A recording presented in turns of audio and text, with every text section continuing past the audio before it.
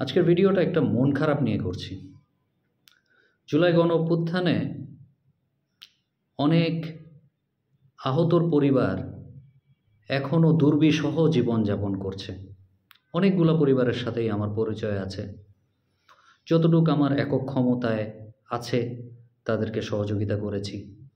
আমার কিছু ধর্নাঢ্য বন্ধুবান্ধবও আমাকে বিভিন্নভাবে বিভিন্ন মানুষের সেবার জন্য বলেছে, তাদের কন্ট্রিবিউশন তাদের কাছে পৌঁছে দিয়েছি।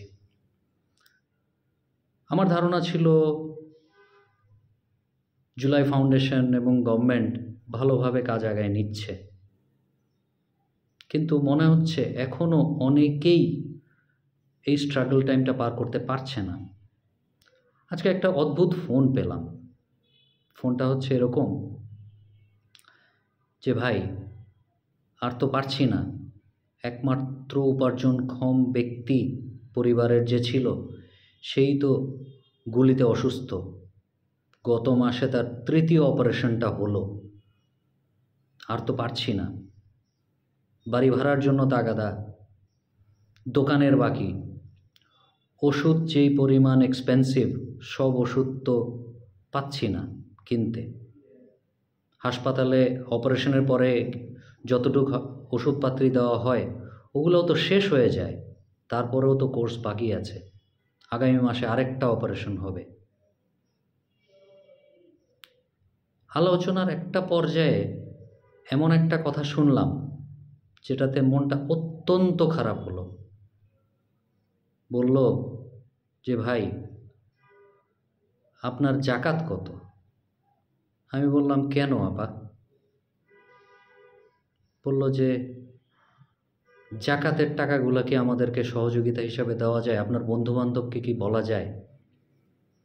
মনটা অত্যন্ত খারাপ হলো যে, ধরে নেই সে যুদ্ধে গিয়েছে, ধরে নেই সে ধারণা করতে পারে নাই যে তার গায়ে একটা গুলি লাগবে, কিন্তু যুদ্ধে কিন্তু সে গিয়েছে। আমাদের ব্যুরোক্রেটিক টেপিজম বা যাই থাকুক না কেন, এটা দেরি হচ্ছে এখনও অনেক ব্যুরোক্রেটিক টেপিজমের জন্য অনেক কিছুই আটকে আছে। ডক্টর মোহাম্মদ ইউনূসের একটা সাক্ষাৎকারে ওরকমই একটা ধারণা পেয়েছি আমরা। জুলাই ফাউন্ডেশনেও আমি গিয়েছিলাম 2 বার। আমার কাছে মনে হয়েছে যথেষ্ট প্রসেস ওরিয়েন্টেড না। জিনিসপত্র এখনও অনেক অগুছালো, হয়তো বা এখন অনেক গুছিয়ে এনেছে তারা, কিন্তু তারপরেও একটা মানুষও কি এভাবে অর্থকষ্টে থাকার কথা? এই জুলাই গণ অভ্যুত্থানের প্রত্যেকটা আহত যোদ্ধার। যাই হোক, আজকের ভিডিওটা করার পেছনে আরেকটা কারণ হচ্ছে, আমি একটি চিন্তা করেছি এইভাবে আমরা কাজ করতে পারি কি না। আমরা প্রত্যেকে জানি আমাদের এলাকার কোন ব্যক্তিটি গুলি খেয়েছে এবং তার সামাজিক অবস্থান কি, এবং সে এই মুহূর্তে কি অবস্থায় আছে। বাড়িওয়ালাদের রিকোয়েস্ট করব, ভাই পারলে যদি আপনার একমাত্র আর্নিং সোর্স এই বাড়ি ভাড়া না হয়, তাহলে দেখুন কিভাবে তাদেরকে সহযোগিতা করা যায়। কিছুটা প্রয়োজন হলে এই আগামী 1 বছরের জন্য ওই ভাড়াটা মাফ করে দেন।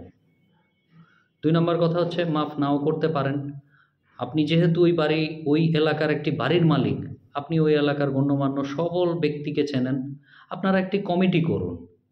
কমিটি করে শুধু সরকারের দায়িত্ব না, এই গণ অভ্যুত্থানের আহত যোদ্ধাদের সহযোগিতা করা আমাদের সবার দায়িত্ব এটা। আমার মনে হয় পাড়া মহল্লায় এই জুলাই গণ অভ্যুত্থানে যারাই আহত হয়েছে তাদেরকে নিয়ে একটি কমিটি করা হোক। আপনারা সবাই স্ব-উদ্যোগে কমিটি করেন। এটার জন্য কোনো নেতার প্রয়োজন নাই, যে সেন্ট্রালি কেউ ম্যানেজ করবে, প্রয়োজন নাই। কোনো সেন্ট্রাল ম্যানেজমেন্টের দরকার নাই। এলাকায় যান। এবং আমি আরেকটা আহ্বান জানাবো এলাকার মসজিদের ইমামদের, মন্দিরের পুরোহিতদের, কারণ আপনারা সমাজের একটি বিশেষ ব্যক্তি যাদের কথা শুনবে মানুষ। আপনারা শুধু এইটাও কিন্তু একটা ধর্মীয় কাজ, মানব সেবাও কিন্তু ধর্মের সবচেয়ে বড় অংশ আমার কাছে মনে হয়। আমার কাছে মনে হয় না, এটাই সবচেয়ে বড় কাজ। আপনারা ওই এলাকার, বাংলাদেশে মসজিদের অভাব নাই, মন্দির অত না থাকলেও তাও আছে, গির্জা প্যাগোডা যা আছে, এদের পুরোহিতরা, আপনারা গিয়ে একটা লিস্ট করুন। আপনারা প্রতি শুক্রবারে ওদের জন্য একটা স্পেশাল ফান্ড ম্যানেজ করেন, ওদেরকে দেন। আপনাদের কথা মানুষ ফেলবে না। আমার ধারণা আগামী 2-3 সপ্তাহের ভিতরে এই কাজটা যদি আপনারা করেন, আমার ধারণা বাংলাদেশের যত যুদ্ধাহত আছে তারা প্রপার একটা সলিউশন পাবে। সব সময় গভর্নমেন্টকে গালি দিয়েও লাভ নাই, গভর্নমেন্টের দোষ ধরেও লাভ নাই। এটা যদি একটা